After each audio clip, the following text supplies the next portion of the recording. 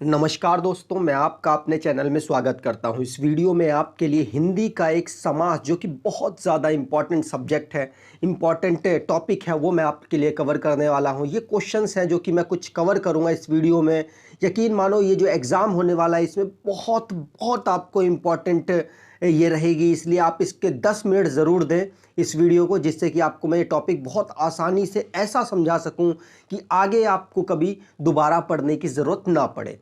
यह हमारा Telegram channel है, आपसे अनुरोध है कि इसे ज़रूर ज्वाइन कर लें, जिससे कि मैं आपको पीडीएफ और बहुत सारे प्रैक्टिस क्वेश्चंस पेपर्स दे सकूं। ये हमारा चैनल सब्सक्राइब कर लीजिए, जिससे कि आपको आने वाली वीडियो की इन्फॉर्मेशन आसानी से मिल जाए। और हमारे चैनल को तभी लाइक कीजिएगा, वीडियो को तभी लाइक कीजिएगा जब आपको ये वीडियो अच्छी लगे। चलिए समास की बात कर लेते हैं। समास क्या होता है, मैं नॉर्मली पूछूं आपसे तो समास का अर्थ होता है संक्षिप्त करना, संक्षिप्त या फिर विग्रह कह लीजिए। देखिए मतलब होता है कि बहुत बड़ा वाक्य लिखा हुआ है, उसको छोटी सी बात में कह देना। मतलब कि अगर मैं आपसे बोलूं कि यथाशक्ति, मतलब इतनी शक्ति की, कुछ बहुत लंबी वाली शक्ति, मतलब ऐसी शक्ति किसी के पास नहीं है, उसे हम यथाशक्ति कह सकते हैं। तो मैंने एक वर्ड में उस वाक्य को कंप्लीट कर दिया, ठीक है। इतना बस आप याद रखिए। समास का मतलब होता है विग्रह, मतलब संक्षिप्त करना। ये पूछा जा सकता है आपसे, बहुत सारे पेपरों में ये भी पूछा गया है। मैं बात करूं, समास के दो पद होते हैं, एक तो पहला पद और एक दूसरा पद। जैसे मैंने यथाशक्ति बोला था, आप देख रहे होंगे यथाशक्ति, तो यथाशक्ति में तो शक्ति हो गया और यथा दो शब्द हो गए ना। तो इसी तरीके से पहला शब्द होगा और दूसरा शब्द होगा। पहले शब्द को हम कहेंगे पूर्व पद और दूसरे शब्द को कहेंगे उत्तर पद। आपको ये याद रखना है। देखिए आपको लग रहा होगा ये क्या बता रहे हो यार, ये तो हमको भी मालूम है, लेकिन मैं चाहता हूं कि एक भी पॉइंट आपका छूटे ना, इसलिए पूरा कवर कर रहा हूं। अब समास के प्रकार, 6 प्रकार आपने पढ़े थे, वो ही मैंने यहां पर लिख रखे हैं। क्या है? अविभाव समास, तत्पुरुष समास, कर्मधारय समास, द्विगु समास और द्वंद्व समास और बहुव्रीहि समास। इसमें दो ही टाइप के क्वेश्चन पूछे जाते हैं। पहला कि कौन सा पद हमारा प्रधान है, मतलब पहला पद प्रधान है कि दूसरा पद प्रधान है, ये क्वेश्चन पूछा जाएगा। और दूसरा ये पूछा जाता है क्वेश्चन कि ये वाला शब्द दे देगा और बोलेगा इनमें से कौन सा समास है। तो ये मैं दोनों आपको कवर करने वाला हूं, आपको लास्ट तक रुकना पड़ेगा। समास के प्रकार कैसे पहचाने, देखिए मैंने सारे वर्ड टाइप लाइन से लिख रखे हैं। मैंने डायरेक्टली आपको समझाने की मैं यहां पे कोशिश करूं तो बहुव्रीहि समास जो होता है, ये वो समास होता है जिसमें दोनों पद प्रधान ही नहीं होते। माफ कीजिएगा, यहां पर नहीं रह गया है, दोनों पद प्रधान होते ही नहीं है। इसका अर्थ यह है कि मतलब पहला वर्ड जो है, दूसरा वर्ड है, दोनों ही प्रधान नहीं है, इन दोनों से एक तीसरा अर्थ निकलेगा। ये जो आपको मैं आगे समझाने वाला हूं, आप सिर्फ इतना याद रखिए कि बहुव्रीहि में कोई पद प्रधान नहीं होता। और द्वंद्व में, द्वंद्व मतलब दो आ रहा है ना, द्वंद्व, तो दोनों पद प्रधान होते हैं। इतना आप याद रख सकते हैं, बिल्कुल रखिए। उसके बाद ऊपर के 3 मतलब अव्ययीभाव को छोड़ दीजिए और बाकी 3 तत्पुरुष, कर्मधारय और द्विगु, इनमें दूसरा पद प्रधान होता है। ये आपको बात याद रखनी है। और पहला क्या है, इसमें अविभाव में पहला पद प्रधान होता है। अविभाव ये है क्या, ये अभी थोड़ी देर में आपको बताता हूं।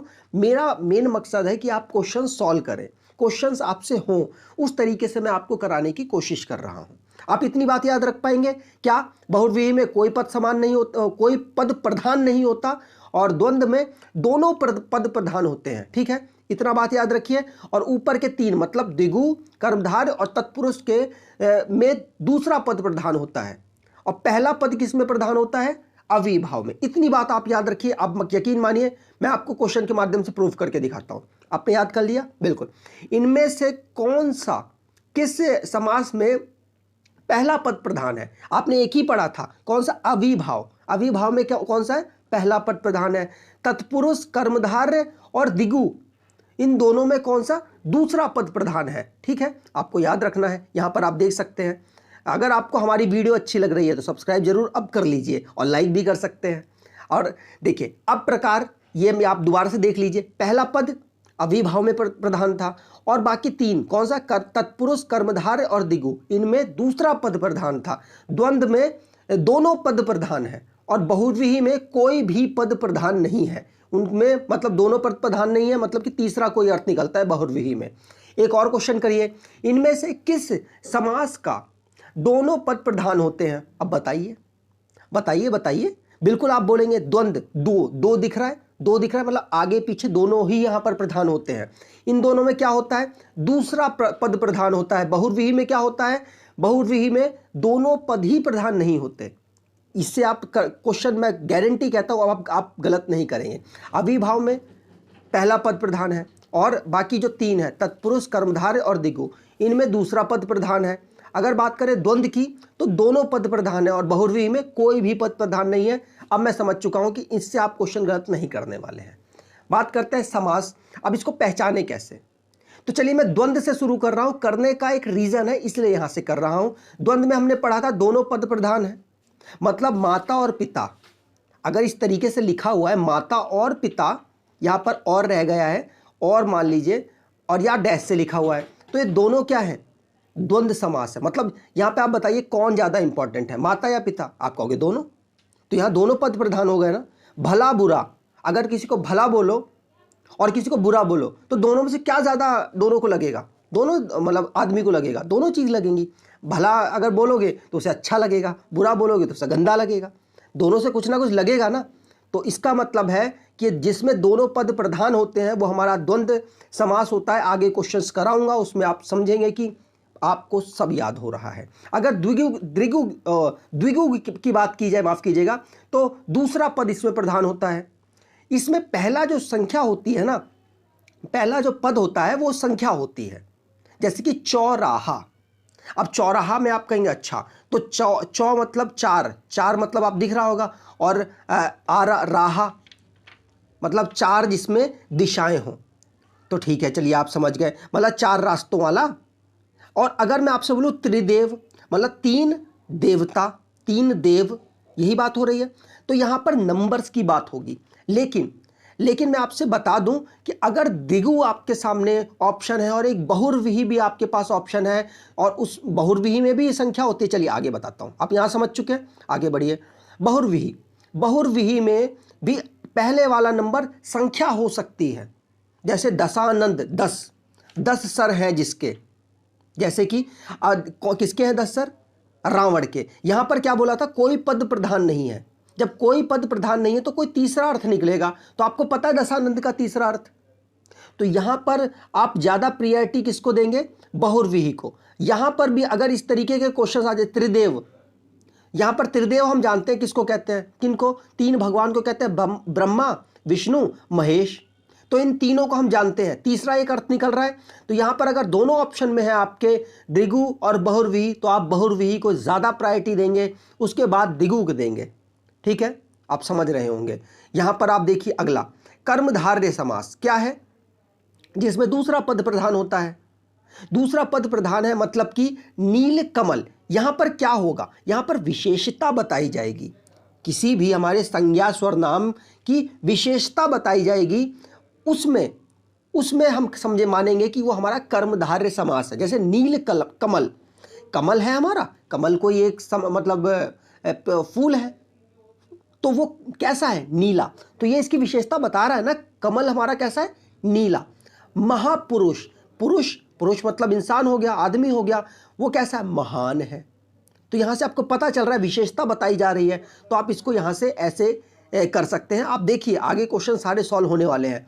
अगर मैं बात करूं अविभाव समास की, तो इसमें पहला पद, ये इकलौता ऐसा है जिसका पहला पद प्रधान होता है। आपको ये बात याद रखनी है, पहला पद अब इसका पहचानने का तरीका क्या कि पहला जो इसका पद होगा ना, अव्यय होगा। अब ये क्या है? जैसे मान लीजिए यथा लिखा हुआ है, तो यथा से आप कितने वर्ड बना सकते हैं? यथाशक्ति, यथा विधि, यथानुरूप, यथा सांख्य, इस तरीके से बहुत सारे शब्द बना सकते हैं ना यथा से। तो ये क्या होगा हमारा? अविभाव। मतलब यहां पे यथा क्या है? प्रमुख है, प्रधान है। भरपेट, भरसक, है ना, आप ये बना सकते हैं। भर से कितने सारे शब्द बना सकते हैं। तो ये आपके लिए क्या हो गया? हमारे लिए अविभाव समास हो गया। आप ये बात को याद रखेंगे। चलिए आगे बढ़ जाते हैं। अगला हमारा क्या है? तत्पुरुष समास। तत्पुरुष समास में दूसरा पद प्रधान होता है। हमारे पास तीन होते हैं जिनमें दूसरा पद प्रधान होता है, कर्मधारय, दिगु और तत्पुरुष। इन तीनों में दूसरा पद प्रधान होता है। इसमें क्या? विभक्त चिन्ह लुप्त होता है, जैसे कि अब मैंने क्या बोल दिया, हस्तलिखित, जैसे हाथ से लिखा हुआ, इसका मतलब से है ना, से आ रहा है बीच में, तो यहाँ पे ये लुप्त है। और अगर यश प्राप्त बोला जाए, यश को प्राप्त, तो को यहाँ पे छूट रखा है, सेवा मुक्त। आपने सुना होगा जब आप नौकरी छोड़ देंगे, मतलब आपको हटा दिया जाएगा, 60 साल के आप हो जाएंगे, तो क्या, सेवा से मुक्त। राजकुमार, राजा का कुमार, देवालय, देवता का आलय। इस तरीके से ये वाले वर्ड क्या हो जाएंगे, हमारे तत्पुरुष हो जाएंगे। ठीक है, यहां पर एक बीच में आपको जरूर कोई ना कोई वर्ड छूटा हुआ नजर आ रहा होगा। ठीक है, आप समझ रहे हैं। अगर आपको वीडियो अच्छी लग रही है तो सब्सक्राइब कर दें, और एक और काम कर दें यार, शेयर भी कर दीजिए एक आधे ग्रुप में अपने। चलिए यहां से मैं आपको प्रैक्टिस कराता हूं, देखिए आप कैसे करते हैं। दो अथवा दो से अधिक शब्दों से मिलकर बने हुए सार्थक शब्द को क्या कहते हैं, बहुत आसान, आप इसको तुरंत लगा सकते हैं क्योंकि हम पढ़ी वो टॉपिक रहे हैं। अगर बात करें कि समास का शाब्दिक अर्थ क्या होता है, मैंने आपको बताया था, क्या बताया था, दो शब्द बताए थे, याद करो क्या बताया था, मैंने बताया था संक्षिप्त करना, संक्षेप नहीं, संक्षिप्त करना, और दूसरा क्या बताया था, विग्रह करना। तो मैंने विग्रह आपको यहां पर आप ऑप्शन में दे रखा है, तो आपको विग्रह आंसर मान लेना है। संक्षेप, विग्रह और संक्षेप ये दोनों आंसर है। ठीक है, यहां पर आपको लगा नहीं रखा है मैंने रेड, माफ कीजिएगा। चलिए अगला क्वेश्चन क्या है, निम्न में से कौन सा पद अविभाव समास है। अच्छा, अविभाव में आपने क्या पढ़ा था बताइए। अविभाव में आपने पढ़ा था कि जो स्टार्टिंग का वर्ड होगा ना, उसको आप कितने भी लगा कर आगे और बहुत सारे बना सकते हैं। ग्रहागत बना पाएंगे क्या, ग्रह का कुछ नहीं। अगर आचार कुशल, आचार कुशल का भी नहीं बनेगा। प्रति, प्रति का कुछ बन जाएगा, प्रति के तो बहुत सारे आप बना सकते हैं। प्रतिक्षण, और ये प्रतिदिन तो लिखा ही हुआ है। प्रतिपल लिखा हुआ है, प्रतिपल है, बहुत सारे वर्ड है। प्रतिदिन है, तो यहां पर आप क्या प्रति से बना सकते हैं बहुत सारे, तो प्रतिदिन आपका आंसर हो जाएगा। आपको मुझे लगता है आपको समझ आ रहा होगा। चलिए आगे बढ़ते हैं। अगला क्वेश्चन क्या है आपके लिए, जिस समास में उत्तर पद प्रधान होता है, उत्तर पद मतलब दूसरा वाला पद, पहला पद तो होता है, ये उत्तर होता है। पहले पद को क्या कहते हैं, पूर्व पद। उत्तर पद प्रधान होता है, मतलब यहां पर देखिए ये तो होता नहीं है, इसमें तो है नहीं उत्तर पद प्रधान, इसमें तो कोई पद प्रधान नहीं है। अगर बात करें अब इन तीनों में क्या, द्वंद्व, द्वंद्व में भी हमारा उत्तर पद प्रधान नहीं होता। इसमें कौन सा होता है, इसमें हमारे दोनों पद प्रधान होते हैं के साथ। अब आगे क्वेश्चन पढ़ते हैं। उत्तर पद प्रधान होने के साथ पूर्व तथा उत्तर पद के विशेषण, विशेषण किसमें बताया जा रहा था, आप सोचिए। संज्ञा सर्वनाम की विशेषता किस में बताई जा रही थी, कर्मधारय में। तो आपको ये बात याद रखनी है, यहाँ पे आपका आंसर हो जाएगा। अगला क्वेश्चन, जितेंद्रिय में कौन सा समास है। जितेंद्रिय मतलब जीता हुआ, किसको, इंद्र को जीता हुआ, तो आपका क्या हो जाएगा, तीसरा कोई वो निकल रहा है तो बहुव्रीहि समास हो जाएगा। आपको इस बात को याद रखना, तीसरा अर्थ निकलेगा तो आप तुरंत बहुव्रीहि लगा देंगे। देवासुर, देव, यहां पर आप देखो दोनों हैं, देव और असुर, देव और असुर दो निकल रहे हैं ना, एक देव है, अच्छा कौन ज्यादा बड़ा है, तो कहोगे यार जो देवताओं को पूजते हैं उनके लिए देव बड़ा होगा, जो असुरों को पूजते हैं उनके लिए असुर बड़ा होगा, है ना।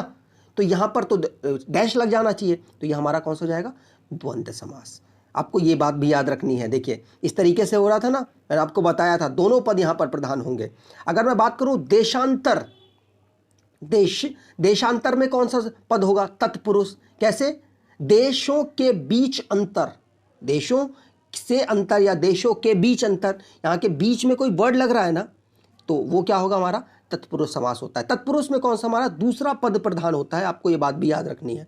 अगर बात की जाए दीनानाथ, दीनानाथ, दीनानाथ में क्या होगा, अब देखिए कर्मधारय, कर्मधारय आपको बता रहा है कि नहीं बता रहा है। चलिए अनाथ जो लोग होते हैं, ये दो वर्ड इनको तोड़िए, अनाथ और दीन। अनाथ जो लोग होते हैं वो दीन होते हैं, मतलब गरीब होते हैं, तो यहाँ विशेषता बताई जा रही है, तो आपका आंसर हो जाएगा। अगर आपको वीडियो अच्छी लगी है तो आपसे अनुरोध है कि सब्सक्राइब ज़रूर कर लें, लाइक ज़रूर कर दें। अगर आपको PDF चाहिए तो टेलीग्राम चैनल भी ज्वाइन कर लीजिए। धन्यवाद।